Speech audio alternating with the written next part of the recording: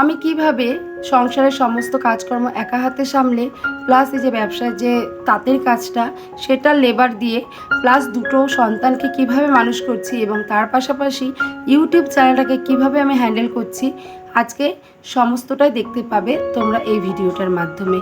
তো চলো আগে পরিচয় পর্বটা শেষ করে নিই। আমি দীপিকা, রানাঘাটের ছোট্ট একটা গ্রাম থেকে। তো আমার নতুন আরও একটি ব্লগে তোমাদের অনেক স্বাগতম আর ভালোবাসা জানিয়ে আজকের ব্লগটা এখান থেকেই শুরু করলাম। এই ভিডিওটা তোমরা একটু স্কিপ না করে দেখতে থাকো। সকালে উঠে দেখো আজকে কাপড় কাটতে বসে পড়েছি আর আজকে হচ্ছে শুক্রবার। এই কাপড়টা আমার বৃহস্পতিবারে কাটার কথা, কিন্তু সময়ের অভাবে কাটতে পারিনি, তো আজকে ভোরবেলা উঠে কাটছি। আর এই কাপড়টা আমি কেটেছি প্রায় 2 ঘন্টার থেকে 10 মিনিট বাকি, মানে এতক্ষণ বসে কাপড় কেটেছি। আর কাপড় কাটতে গেলে কিন্তু ফ্যান চালালে চলে না, তাহলে কাপড়গুলো উড়ে যায়, তো এই জন্য ফ্যান চালানো চলে না। ওই গরমের মধ্যে বসে কিন্তু একভাবে 1.25 ঘন্টা আমি কাপড় কেটেছি। কাপড় কাটার পর মোটামুটি বাইরের সমস্ত কাজকর্ম করে ঘরটাকেও ভালো করে মুছে নিলাম। আর ওই স্টিকটাকে না আমি 2 দিন ধরে ব্যবহার করছি না, কারণ আমার ভালো লাগছে না, পোষাচ্ছে না, হাত দিয়েই মনে হচ্ছে বেশি পরিষ্কার হচ্ছে। সমস্ত কাজকর্ম সেরে বাসি স্নান করে গোপালকে আজকে ঘুম থেকে তুলেছি। আমি পুজো দিইনি, অন্বেষাকে বললাম তুই পুজোটা দিয়ে দিস। তোমার দাদাভাইয়ের জন্য চা করলাম, একটু তেল পেঁয়াজ লঙ্কা দিয়ে মুড়িটা মাখিয়ে দুজনে মিলে খেয়ে নিলাম। যেহেতু গ্রিন টিটা শেষ হয়ে গেছে, তো বাধ্য হয়ে একরকম এত পরিশ্রম করার পর প্রচণ্ড খিদে পেয়ে যায়, তাই একরকম বাধ্য হয়ে মিষ্টি চাই 1 কাপ খেয়ে নিচ্ছি।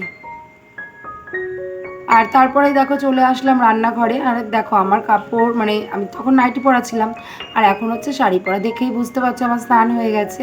তো আলু উচ্ছে আর পটল সেদ্ধ ভাত করেছিলাম সকালে, তো সেটাই এখন আমার মেয়েকে খাইয়ে দিচ্ছি, ও পড়াশোনা করছে। আর আমার ছেলের মতো ছেলে খেয়ে নিয়েছে, ও মাঝে মাঝে হাত দিয়ে খায়, বেশ সুন্দর হাত দিয়ে খায়। আর মাঝে মাঝে মনে হয় ওর দিদির সাথে একটু হিংসামি করে। 2 ভাই বোনের খুনসুটি এটুকু তো হতেই পারে। তো আমরাও ছোটোবেলায় ভাই বোনের সাথে এরকম একটু আধটু খুনসুটি করেছি, তো এখনকার বাচ্চারা মনে হয় একটু বেশিই করে। তো ওকে দেখে হয়তো মাঝে মাঝে আমার বাবু একটু বায়না করে খাইয়ে দেওয়ার জন্য, তো ওকে মাঝে মাঝে খাইয়ে দিই। অন্বেষার খাওয়া হয়ে গেল। আর এখন দেখো আমি চলে আসলাম বিছানাটা গোছাতে। আর কালকের অনেক জামা কাপড় যে বিকেলবেলা তুলেছিলাম সেগুলো ভাঁজ করা হয়েছিল না, এরকমভাবেই ছিল। তা বিছানাটা গোছাতে গোছাতে আমি এখন এই জামা কাপড়গুলোকেও ভাঁজ করে নিচ্ছি।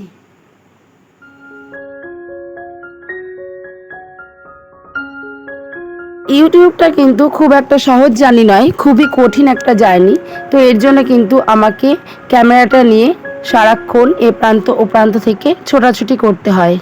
আমরা গৃহবধূরা তো আমাদের সকাল থেকে কাজ করতেই হবে। আর কাজের ফাঁকে দেখো একটা কলাও খেয়ে নিলাম।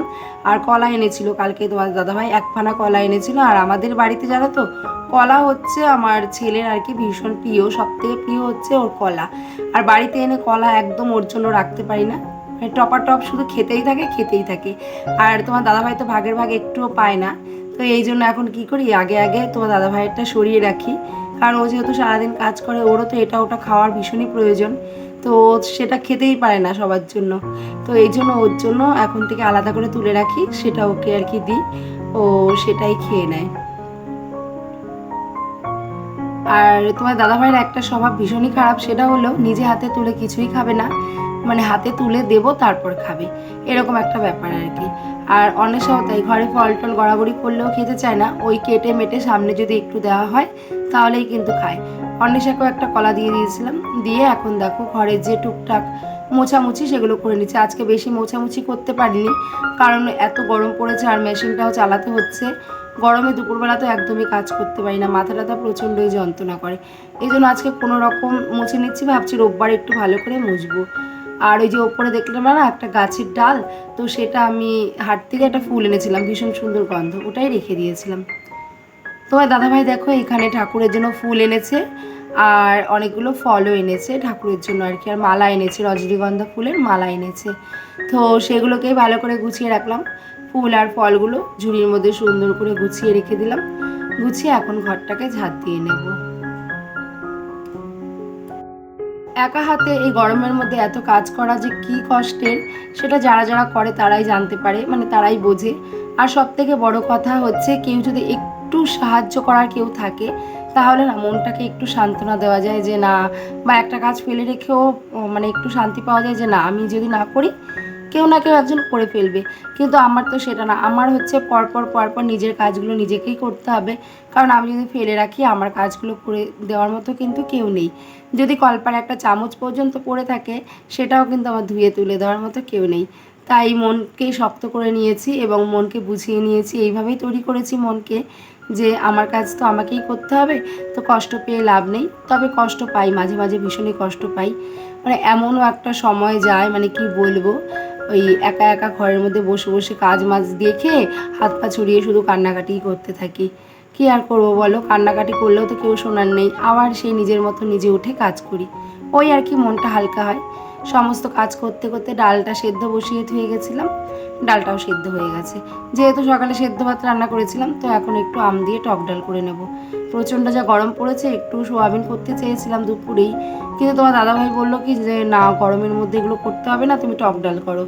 তো এই জন্য একটু টক ডাল করেছি। আর বাবু হচ্ছে ডালের সাথে একটু পাঁপড় ভাজা ভালো খায়, তো এই জন্য ওর জন্য একটু পাঁপড় ভেজে নিলাম। আর ওই তেলেই না শুকনো লঙ্কা আর সর্ষে ফোড়ন দিয়ে ডালটারই ফোড়ন দিলাম। তবে একটা জিনিস আমি ভীষণই ভুল করে ফেলেছি, সেটা হলো এই তেলটার মধ্যে আমার ডালটা ফোড়ন দেওয়া উচিত হয়নি।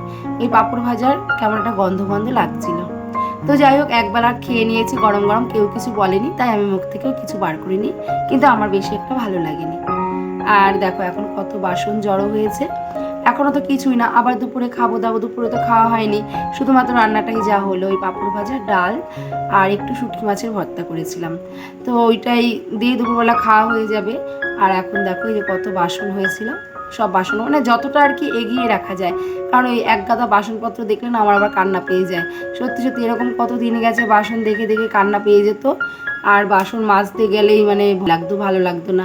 তো এই জন্য যতটা পারি এখন একটু এগিয়ে রাখার আর কি চেষ্টা করি।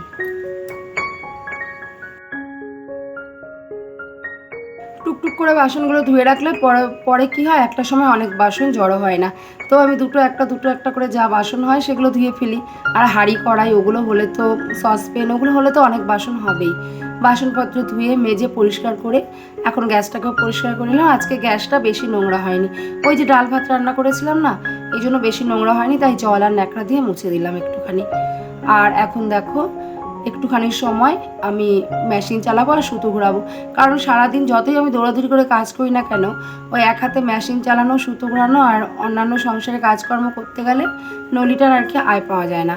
তো মাঝে মাঝে কী করি, সমস্ত সংসারে কাজ একটু ফেলে রেখে ওই কিছুক্ষণ একটু নলি ঘুরিয়ে নিই।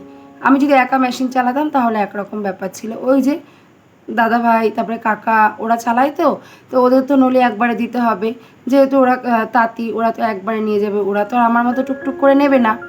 তো যাই হোক, এখন একটু মেশিন চালিয়ে সুতো ঘোরাচ্ছিলাম। আর বাবুর হচ্ছে 4টের থেকে পড়া আছে, 4টের থেকে পড়া আছে, এবার ও পড়া মুখস্থ করেছে। তাই আমি বলছি দেন পড়াগুলো ধরে দিই, কারণ কেমন মুখস্থ করেছিস আমাকে তো দেখতে হবে, কারণ ও আবার পড়তে যাবে, তখন যদি পড়া না পারে তো সেই কমপ্লেনটা আমার কাছেই আসবে, আর মারটা তো আমার ছেলেই খাবে। এই জন্য আমি ওর পড়াটা ধরে দিলাম। তো দেখলাম মোটামুটি ভালোই মুখস্থ হয়েছে, আর একটুখানি মুখস্থ হয়েছিল না, সেটাকে বললাম তো একটু মুখস্থ করে নে। আর এই কাজের ফাঁকে ফাঁকে আমি ছেলেদের একটুখানি, ছেলে মেয়েদের খাওয়ানো বলো, একটু পড়া দেখা বলো, এগুলো করে দিতে হয়, কারণ সমস্ত দায়িত্ব কর্তব্য থেকে এড়িয়ে গেলে তো আর চলবে না।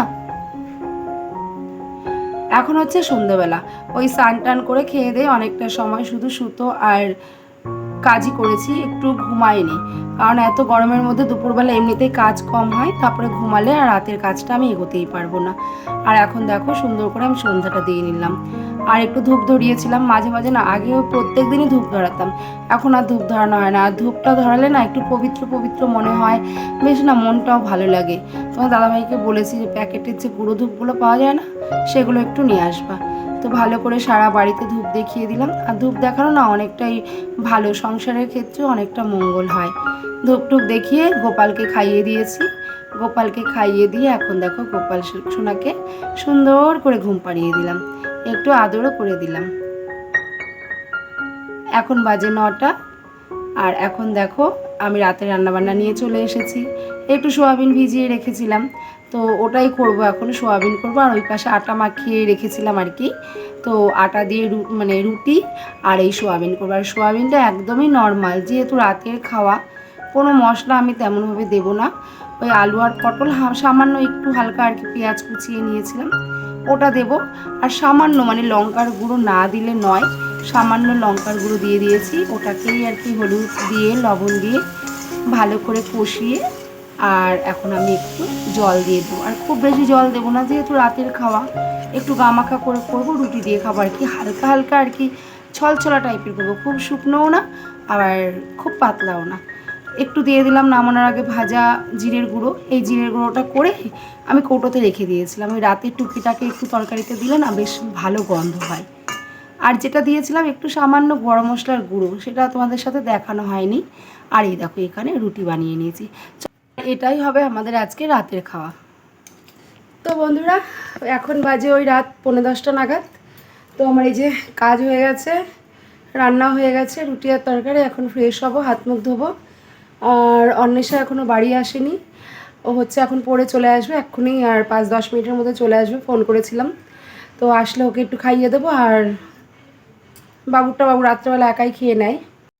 আর সমস্ত কাজকর্ম কমপ্লিট করার পর এখন খাওয়া দাওয়া করে ওই 10:30 মতো বেজে যাবে। খাওয়া দাওয়া কমপ্লিট করতে করতে সবাই আসবে। এরই মাঝখানে আমি হাত মুখ ধোয়া, ফ্রেশ হওয়া সব কিছু করে নেব।